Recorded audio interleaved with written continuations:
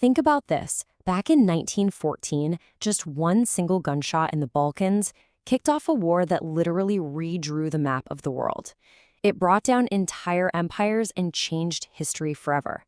So let's dive into the story of World War I, or as they called it back then, the Great War. You really can't get your head around this war without starting right here, with this number, 17 million. That's not just soldiers, that's soldiers and civilians. 17 million lives lost. It's just a staggering number. And that human cost, that's the lens we have to look through to understand everything else that happened. So you gotta ask, right? How did the world even get to a point like that? I mean, on the surface, the early 1900s seemed pretty peaceful, but that was just on the surface. Underneath it all, Europe was basically a powder keg, just waiting to blow. Yeah, you had these massive, powerful empires everywhere you looked. The British, the Germans, the Russians, the Austro-Hungarians, the Ottomans.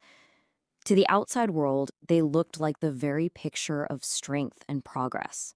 Stable, powerful, you know?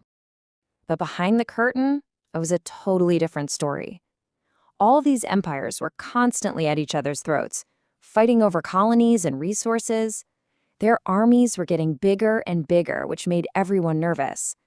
And then you have the secret sauce for disaster, this tangled web of secret alliances. Basically, countries were making these promises that said, hey, if you get into a fight, I've got your back.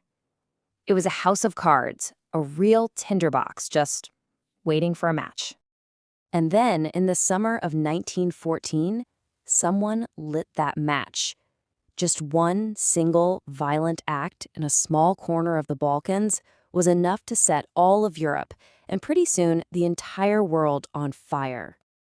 It's actually kind of insane when you think about it. How could one event, something that seemed like a local issue, have such huge consequences? But that's exactly what happened. The assassination of Archduke Franz Ferdinand, it wasn't just a political murder. It was the trigger. It pulled the pin on that whole grenade of secret alliances we were just talking about. And the chain reaction was, wow, it was fast and it was brutal. It was like watching dominoes fall in real time. Austria-Hungary blames Serbia and declares war. Boom. Russia, who's friends with Serbia, starts getting its army ready. Boom. Germany, Austria-Hungary's ally, sees this and declares war on Russia. Boom. And that brings in France and Britain, Russia's allies. It was just unstoppable. In a matter of weeks, pretty much all of Europe was at war. So what did this new kind of war actually look like? Well, everyone thought it would be a quick one. You know, the classic line was, "The boys will be home by Christmas." Yeah, that didn't happen. Not even close. What they got instead was this brutal, grinding nightmare that nobody, and I mean nobody, saw coming. Okay, so you basically had two teams. On one side were the Allied powers.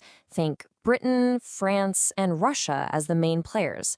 And on the other side, you had the Central Powers, which was mostly Germany, Austria-Hungary, and the Ottoman Empire. And as things went on, more countries jumped in, like Italy and eventually the United States, who sided with the Allies.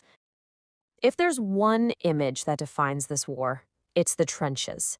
Soldiers on both sides literally dug themselves into the ground, creating hundreds of miles of these deep, muddy ditches. And life in there was hell on earth. You weren't just fighting the enemy. You were fighting constant mud, huge rats, and terrible diseases. And for what? To maybe gain a few meters of land while thousands of your friends died around you? It was a horrifying stalemate. And what made it all so deadly was the new technology. This was an industrial age war. Machine guns that could mow down hundreds of men in just seconds. Terrifying new weapons like poison gas. And for the first time, you saw tanks, submarines, and airplanes used in combat. It completely changed the game, and honestly, it just made killing people way, way more efficient. Okay, so for years, the war was just stuck in this awful, bloody deadlock. So what happened? What finally broke the stalemate and brought this whole thing to an end? The big game changer came in 1917. Germany kept using its submarines to attack American ships, and that was the final straw. The United States jumped into the war. And when all those fresh American troops started arriving in 1918, it completely tipped the scales. Germany was exhausted, facing total collapse back home, and they finally had to give in. On November 11th, 1918, they agreed to stop fighting. But here's the twist. Just because the shooting stopped doesn't mean the story was over, not by a long shot. The way the war ended and the kind of peace that followed, well, it would have consequences that were just as devastating as the war itself. I mean, look at this. The entire political map of the world was turned upside down. 4, count 'em, 4 of the world's biggest empires were just gone. The German, the Russian, the Austro-Hungarian, and the Ottoman empires all crumbled because of this war. And when giants like that fall, they leave a huge power vacuum, leading to chaos and instability all over the place. And maybe this single biggest mistake came from the peace treaty itself, the famous Treaty of Versailles. It basically pointed the finger at Germany for everything and then crushed them with impossible punishments. All this did was create incredible anger, resentment, and economic chaos in Germany. It basically planted the seeds for the next World War, which, as we know, was only about 20 years away. You know, at the time, people called it the war to end all wars. They really truly believed that it was so horrific, so terrible, that nobody in their right mind would ever do something like this again. It's just heartbreakingly ironic, isn't it? Knowing what came next. And that's the big question we're left with, isn't it? The war to end all wars clearly didn't end anything. In fact, you could argue its ending directly paved the way for something even worse.